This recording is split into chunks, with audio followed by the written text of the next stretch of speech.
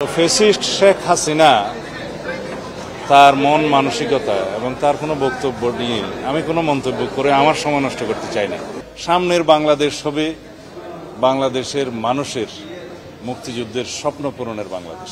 আগামী দিনে জাতীয় সংসদ যেন মেধা নির্ভর মেধাবীদের একটা পাঠশালা হয়। 1 সেপ্টেম্বর অনেক বর্ণাঢ্য আয়োজনের মধ্যে এবারও আমরা এটা স্মরণীয় করে রাখার জন্য আমরা পরবর্তী উন্মুক্ত পরিবেশে আমাদের দলের প্রতিষ্ঠাবার্ষিকী পালন করব ইনশাআল্লাহ।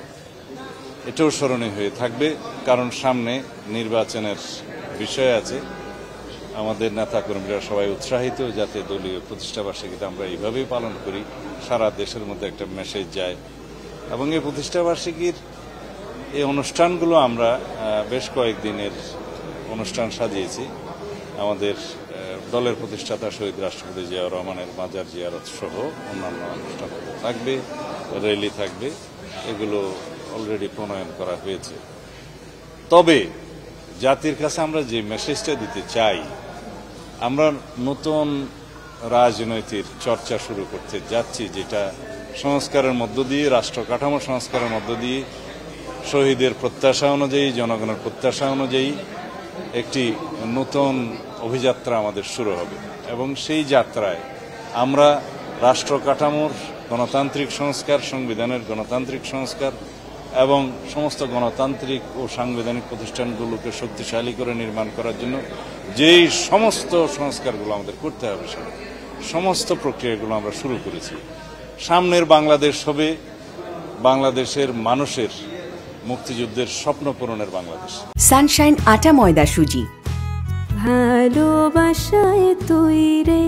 সামনের বাংলাদেশ হবে 2024-এর ছাত্র গণ অভ্যুত্থানের শহীদের প্রত্যাশা অনুযায়ী বাংলাদেশ। সেই বাংলাদেশ হবে সাম্যের ভিত্তিতে বৈষম্যহীন এবং সামাজিক সুবিচার ভিত্তিক বাংলাদেশ।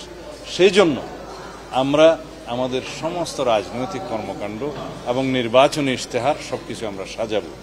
এখানে আমরা সবাইকে ধারণ করতে চাই, তারুণ্যের রাজনৈতিক ভাবনাকে ধারণ করতে চাই এবং তারুণ্যের রাজনৈতিক ভাবনার প্রেক্ষিতে তারুণ্যের জন্য জ্ঞানভিত্তিক, মেধাভিত্তিক, প্রযুক্তি নির্ভর একটি বাংলাদেশকে নির্মাণ করতে চাই। এগুলো সবকিছুই আমরা করব ইনশাআল্লাহ আগামীতে নির্বাচনের মধ্য দিয়ে, যদি জনগণ আমাদেরকে ম্যান্ডেট দেয়। তারপরে আমরা সুষ্ঠু আইন প্রণয়ন এবং বাস্তবায়নের মধ্য দিয়ে এই পরিকল্পনাগুলো আমরা বাস্তবায়ন করব। ধন্যবাদ। আমরা জাতীয় কাউন্সিল, দলের জাতীয় কাউন্সিল অনুষ্ঠানের জন্য আমরা একটা প্রক্রিয়ার মধ্যে আছি। আপনারা নিশ্চয়ই লক্ষ্য করেছেন, সমস্ত জেলা বিএনপির কমিটিগুলো আমরা সম্মেলনের মাধ্যমে করছি। আগামীকালকেও আমি একটা আগামী সম্মেলনে যাব নেত্রকোনা জেলায়। তা আমরা গণতান্ত্রিকভাবে এবং সরাসরি ভোটের মধ্য দিয়ে জেলা পর্যায়ের কমিটিগুলো, তৃণমূলের কমিটিগুলো করার প্রক্রিয়া শুরু করেছি, বাস্তবায়নও হচ্ছে। তো সুতরাং এই কাজগুলো শেষ করার পরে অতি অবশ্যই জাতীয় সম্মেলন হবে, কাউন্সিল হবে দলের। প্রতিষ্ঠাবার্ষিকী উদযাপনের সাথে নির্বাচনের সরাসরি সম্পর্ক নেই। আমরা নির্বাচনমুখী দল হিসাবে সবসময় নির্বাচনের জন্য প্রস্তুতি আমাদের থাকে। নির্বাচনের প্রস্তুতি আমরা নির্বাচনী ইশতেহার প্রণয়ন, প্রার্থী বাছাই, এগুলো এক একটা ধাপে করতে হয়। এখন আমরা ইশতেহার প্রণয়নের কাজ করছি, নির্বাচনের প্রার্থী বাছাইয়ের কাজগুলো আরেকটু পরে হবে এবং জোট করে ইলেকশন করার ক্ষেত্রে কারা জোটে থাকবে সেগুলো এক একটা প্রক্রিয়া আলাদা, সেগুলো আছেই। তবে আগামী দিনে আমরা নির্বাচনের যে প্রার্থী আমরা বাছাই করব, তার মধ্যে আমাদের গুরুত্ব থাকবে যারা বিগত সময়ে ফ্যাসিবাদ বিরোধী গণতান্ত্রিক আন্দোলনে ভূমিকা রেখেছেন, এবং এখানে তারুণ্যের একটি অংশ থাকবে, তাদের তারুণ্যের রাজনৈতিক ভাবনা এবং তাদের জন্য যে প্রযুক্তি নির্ভর, মেধা নির্ভর, জ্ঞান ভিত্তিক একটা সমাজ বিনির্মাণের জন্য তাদের অংশগ্রহণ, সেই জন্য তাদেরও একটা অংশ থাকবে। আর এলাকার নির্বাচনী এলাকায় জনগণের মধ্যে যাদের গ্রহণযোগ্যতা বেশি সেরকম প্রার্থীকে আমরা সিলেকশন করব।